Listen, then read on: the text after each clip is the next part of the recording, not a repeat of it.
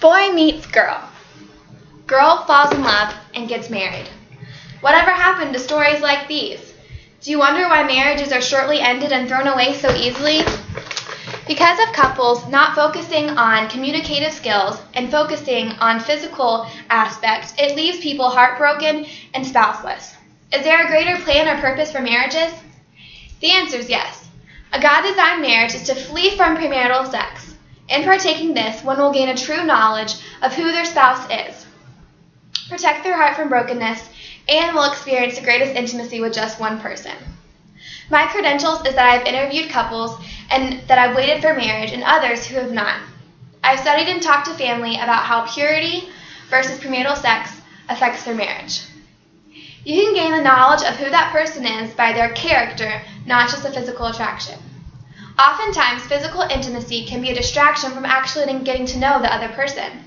Because premarital sex is a normal behavior for the vast majority of Americans and has been for decades, also that 9 in 10 Americans have had premarital sex, this is not necessarily a popular argument.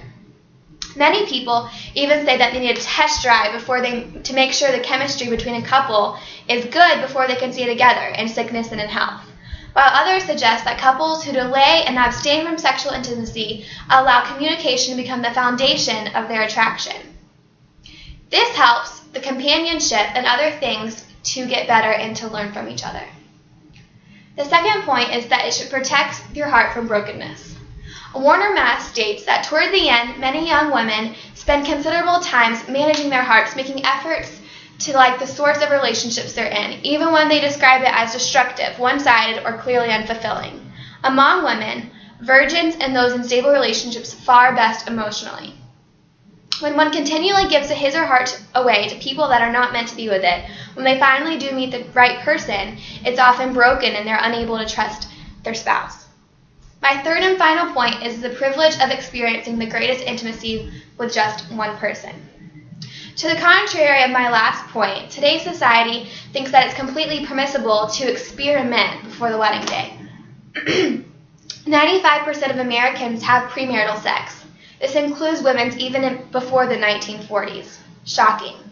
Planned Parenthood says that almost every couple does it prior to marriage and that it's actually better for their business.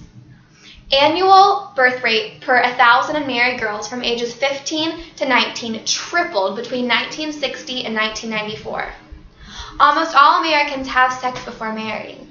The findings argue that educational and interventions that provide the skills and information people need to protect themselves from unintended pregnancy and sexually transmitted disease once they become sexually active. One man was created for one woman. This was God's designed purpose.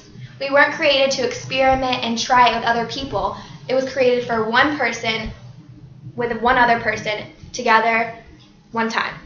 My conclusion is that the Journal of Family Psychology suggests that people who delay having sex do indeed have better relationships. The benefits of not engaging in premarital sex is one gets to know the partner on a communicative level, their heart is protected and given to the one they marry, and they get to experience the greatest intimacy of all. I'll leave you with a verse.